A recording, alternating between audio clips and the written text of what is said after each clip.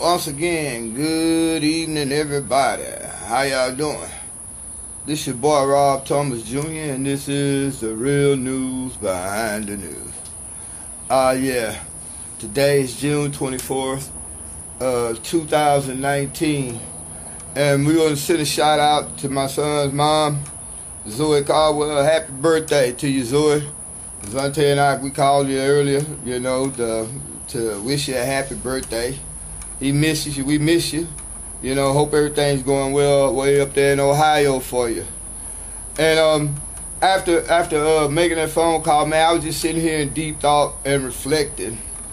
And I hear a lot of people, especially women. Now, this is not to go hard in the paint on women, but I hear a lot of people, man, with their single parents, who are always putting their children's other parents down, especially black women. Y'all excuse my language, but that nigga, your daddy ain't shit, this and that, this and that. First of all, ma'am, you knew that nigga wasn't shit when you got with him. You know what I'm saying? But you still chose to lay down and have a child by that person. You have to ask yourself, whose fault really was it that child came into the world? And you also have to look at the fact that child still has that person as a parent. I said all this to say this, man. That person might not be nothing, but that's still that child's parent.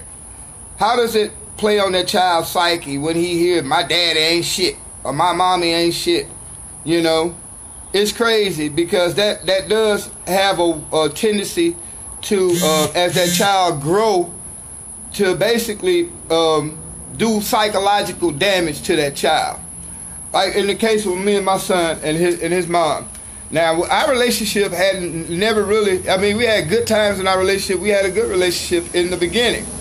Now, at any given time, my son's mom could have said that I wasn't shit, because in the first few years of his life, man, I went to jail. I was in jail the first 3 months that my son was born. I didn't see him till he was 3 months old.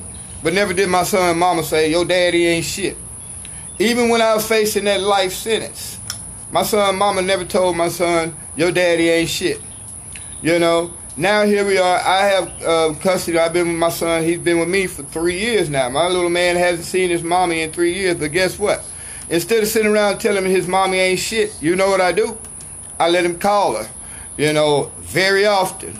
Try to let him call at least once or twice every month. She calls him once or twice every month. I would be crazy to sit up here and tell my son, man, your mommy ain't this and that. No, that's still his mommy, and I would never disrespect her. I just tell him right now, daddy and mommy got issues that we both need to work out. And I leave it up to him as he grows up, man, to make his decision. Does he want his mommy to be in his life? But I'll never disrespect his mommy, man. In front of him or even in private, I'll never disrespect his mommy or treat him to disrespect his mommy or talk about her in such a way, because that is his mom.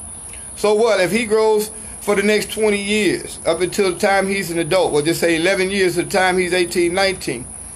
I leave that decision up to him to decide how he feels about his mommy. But if anything, I'm going to always show his mother the utmost respect, no matter how our relationship is, no matter what we're going through, no matter what she does or does not do for him. I'm going to let him make that decision. Again, I just tell him, mommy and daddy working some things out, son, right now. Mommy, she needs time, but mommy still loves you. You could be with have a parent, your child can have a parent that don't do crap for that child. But again, don't disrespect that child's parent in front of that child. Let that child grow up and formulate a decision for himself. Because who knows, man, that child might get to be 21 years old and have a forgiving and understanding heart and wants to know who his other parent is. Wants to know, and then he gets to find out that this parent is nothing like mommy or daddy told me. Then how is that going to make you look in front of that child's eyes? Again, let that child choose for himself what he choose to think about his mommy and daddy. Children know who take care of them. Children know who loves them. Sometimes people are not in a situation that they can really take care of a child. I don't put on my business. I just like in my situation, my son's mama know one thing. Whenever times got too hard and she and him was by themselves, the first thing she did was call his daddy. And his daddy, no matter what part of the country he was in, no matter where he was at, daddy was coming to get them and take care of them. All because, you know, I try my best to imitate God, who's the Heavenly Father. And I try to imitate, you know, him by being a good father to my son. His mother does the same thing because, again, when times get too hard for her, first thing she does is call daddy, his daddy. And she know daddy's going to come get him. Right now, she's going through some things where, you know, she has to get some issues straightened out for herself. But she loves her son.